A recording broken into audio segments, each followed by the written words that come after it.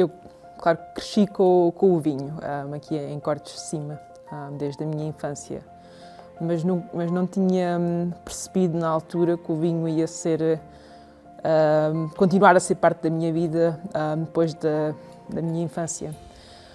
E foi quando fiz o ano sabático depois do liceu, que fiz umas vindimas, uma cá em Cortes de Cima e outra na Austrália, que me apercebi que realmente era o que eu queria fazer, apanhou o tal bicho do vinho. Eu, depois de ter feito o primeiro estágio na Austrália, por causa da ligação do amigo familiar que é o David Baverstock, apaixonei-me também pela Austrália e decidi fazer lá o curso de Enologia e Viticultura na antiga Roseworthy, hoje University of Adelaide, e estive lá 5 anos a estudar.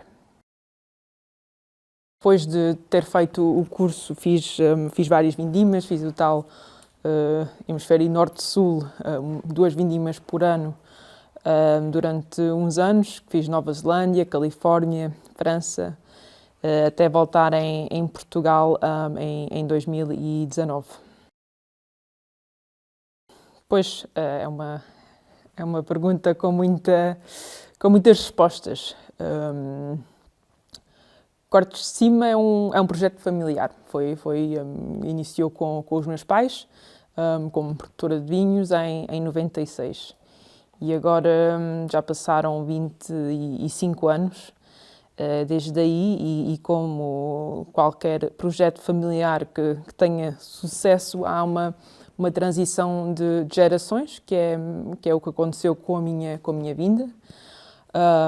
E julgo que quando há uma transição de geracional, é natural que venham ideias novas e direções novas para o que é que será a próxima geração, os próximos 50 anos, e o nosso mundo também está a mudar. Nós estamos aqui, trabalhamos primariamente em agricultura, portanto, quando falamos em mudanças climáticas, nós vivemos isso no dia a dia, portanto, não é só uma coisa fictícia, é realmente algo que nós sentimos e, portanto, também sentimos a consciência que é necessário começar a fazer. Não é que a sustentabilidade não tenha sido sempre um pilar do projeto, eu acredito que sempre foi, mas que está na altura de tornarmos isso uma prioridade, e eu acho que isso é uma das maiores motivações, é de pegarmos na herança que temos, que os meus pais criaram, e como fazer essa herança ser sustentável, ou continuar a ser sustentável ao longo prazo com as mudanças que temos. Portanto, daí a nossa aposta no biológico, numa agricultura dita regenerativa, também olhando mais para a policultura. Também estamos a usar práticas da biodinâmica, tudo isto para fazer este projeto, na nossa visão, sustentável para as próximas gerações, e queremos realmente deixar este sítio melhor do que o encontramos, de uma forma positiva, não é? Acho que isso também é muito o nosso papel quando nós estamos a tomar conta de uma propriedade, de uma terra. A nossa produção diminuiu por consequência destas mudanças, destas alterações, nossa forma de trabalhar a agricultura, mas não só, também porque estamos à procura de continuar a aumentar a qualidade dos nossos vinhos e a produzir vinhos que sejam realmente vinhos de terroir. Isto aliado à questão das mudanças climáticas e de termos um clima cada vez mais extremo, e de ter mais cuidado talvez com recursos como a água, força-nos a entrar numa situação quase que faz sentido diminuir a produção. Que é acaba por ser uma escolha, essencialmente é um caminho. E é o caminho que, para nós, hoje, em Cortes de Cima, faz sentido. De alguma forma, quando Cortes de Cima começou, isto é um projeto que começou em 96, com os meus pais, começou com um projeto pequeno também. Não, pequeno, sim, na altura pequeno, cresceu para um projeto pequeno, médio, e passado talvez mais do que uma década, cresceu para um tamanho médio-grande. E isso foi um caminho. E agora, como estamos a pensar, pronto, nos próximos 50, 100 anos, é a altura certa para repensar e optámos por voltar um pouco, de alguma forma, atrás para aquilo que Cortes de Cima era na sua gênese. E dessa forma, pronto, tem conexão aos valores que os meus pais, com que os meus pais iniciaram a empresa, mas porque na altura, por questões de oportunidades de mercado e pelas situações económicas na altura, escolheu-se um caminho, mas que agora estamos a voltar de alguma forma para trás, mas sem voltar para trás.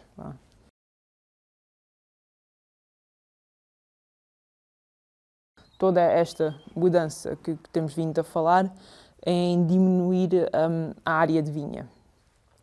E isso passa muito também por um estudo de solos que estamos a fazer com o Pedro Para, de encontrar, primeiro de tudo, perceber os nossos terroirs.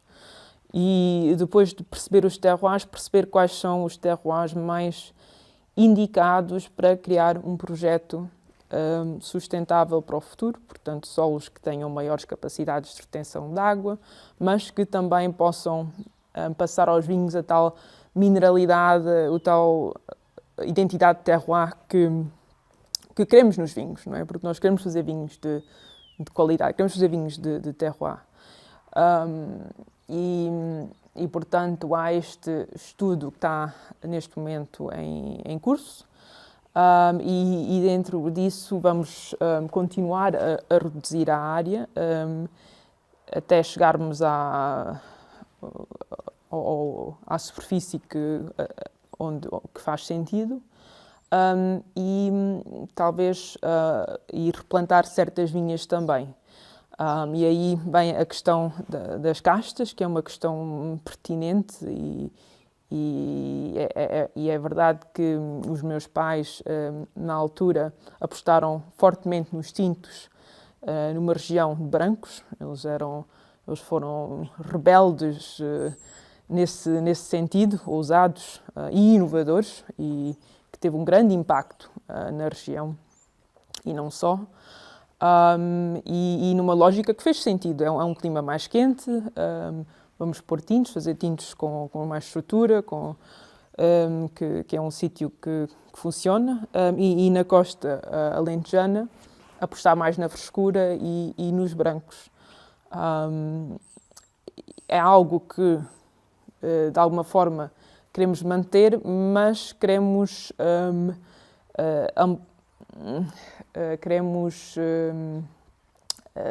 aprofundar, de alguma forma, aqui em Cortes de Cima, e acreditamos que temos terroirs bons para fazer brancos também. E especificamente terroirs de calcário, que vimos, e que depois também entra na ligação da vidigueira, a ligação histórica de fazer brancos, e também olhando para a questão pensando em castas, e quais são as castas para o futuro, quais são as castas que vão aguentar o que vem no futuro, e que vão transmitir da melhor forma o terroir. e se olharmos para as nossas castas indígenas, são as castas que estão, de alguma forma, mais bem adaptadas ao sítio, porque já passaram centenas de anos aqui a adaptarem-se às nossas condições, encontramos, na sua maioria, castas brancas. E acho que vem aí um novo capítulo para Cortes de Cima, diria talvez de alguma forma em paralelo ao trabalho que os meus pais, e agora estamos a continuar com as castas francesas, nomeadamente o Syrah e o Incógnito, paralelamente criar este novo capítulo para brancos das castas indígenas em solos calcários, que acho que há aqui um potencial interessante. Estamos a viver um grande momento de transição, acho que é aquela transição que acontece em empresas familiares uma vez por geração. Este é o momento de repensar e de reposicionar o que estamos a fazer, guardar com certeza e manter e continuar a construir sobre as bases, que são aquilo que nos define, e as nossas marcas, que é históricas, que é o Chaminé, o Cortes de Cima, Branco e Tinto e Incógnito, e levar esses vinhos, continuar a trabalhar para aumentar a qualidade e a especificidade e a identidade destes vinhos. E esses vinhos vão agora, em 2023, vão ter um rebranding, um look novo, mas que também é bem inspirado do passado, para lhes dar quase uma nova vida, para os preparar para os próximos 25 ou mais anos. Existem os wildcards, como disse, que é esta nova família de vinhos que vieram agora sem e não têm um histórico, portanto são livres de ser aquilo que querem ser. Como é um wildcard, é uma coisa, pode ser fora do baralho também, produções normalmente mais pequenas, vinhos com uma forte identidade de terroir e que nos dão liberdade para fazer e para experimentar e para pôr coisas diferentes no mercado. E depois também existem vinhos que já faziam parte do portfólio, mas que após uma análise crítica achamos que já não faz sentido manter no projeto. Portanto, o trabalho que temos feito foi muito um trabalho de alguma forma de limpar um pouco, de manter o essencial, manter aquilo que é essencial da nossa identidade, talvez descontinuar algumas coisas que neste momento, para esta nova fase, já faziam menos sentido, eu diria aí nomeadamente muitos monovarietais de castas francesas, e ao fazer isso também vimos ao encontro de aumentar a qualidade dos nossos vinhos base, do Chaminé e do Cortes de Cima, e isso é uma parte muito importante agora também desta revalorização, reposicionamento. Também ao fazer isso estamos a aumentar a qualidade desses vinhos e a focar naquilo que achamos que é importante e criar espaço para novas coisas virem e existirem dentro de... A forma que vemos o projeto e que eu vejo o projeto é de uma forma que eu diria muito holística. Portanto, da mesma forma que esta mudança não é só para os wildcards ou para o Incógnito, não, é uma mudança tanto para o Chaminé como para o Incógnito, é um todo. Também, se há uma mudança na vinha, não há como não haver uma mudança na adega, porque o vinho não são duas coisas separadas, e a minha forma de ver é que a adega é só um complemento ou uma preservação do trabalho que fazemos na vinha. E, portanto, se tentamos trabalhar mais com a natureza, num diálogo quase com a natureza no campo, a respeitar a vida, da planta, a videira, de ser um ser vivo, A mesma coisa na adega, olhar para o vinho também como uma coisa viva. E daí termos uma enologia que podemos chamar de menos interventiva ou um pouco mais minimalista em termos de usos de processos enológicos e de tecnologia ou de produtos enológicos. Portanto, hoje, desde 2020, que trabalhamos exclusivamente com leveduras indígenas e essencialmente estamos à procura de fazer vinhos mais elegantes também. Isso já é uma coisa estilística. Estamos à procura um pouco daquele Alentejo que existe e que especialmente existia antes dos anos 90, o Alentejo da elegância, um Alentejo de um equilíbrio e de uma frescura com o qual sentimos que nos identificamos e que queremos recuperar. E, portanto, estamos a trabalhar mais para esse lado da elegância também. Para mim, a vidigueira tem uma coisa especial que é onde cresci. Portanto, eu posso não parecer alentejana, mas sou.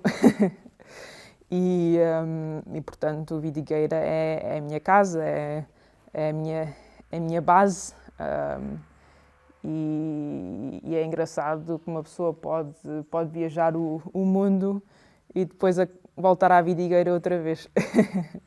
Mas a vidigueira também é um sítio que pode não ser o mais óbvio hoje em dia para investir, entre aspas, num projeto vitivinícola por causa das alterações climáticas e isso tudo, e estarmos agora num clima que está a ficar cada vez mais quente. Talvez faz mais sentido, talvez para alguém ir para os vinhos verdes ou isso, mas mais do que ser a ligação da minha família aqui, eu acho que a vidigueira tem este microclima especial dado à Serra do Mendro e a influência que isso tem. Nós estamos no Baixo Alentejo, mas na parte mais norte do Baixo Alentejo.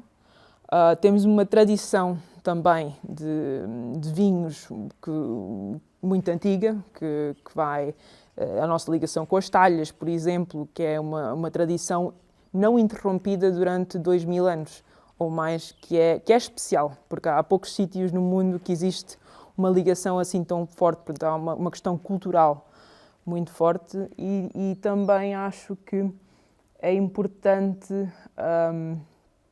fazermos este tipo de projeto quando à nossa volta, infelizmente, na vidigueira e no Baixo Alentejo no geral, há um grande investimento na agricultura super intensiva.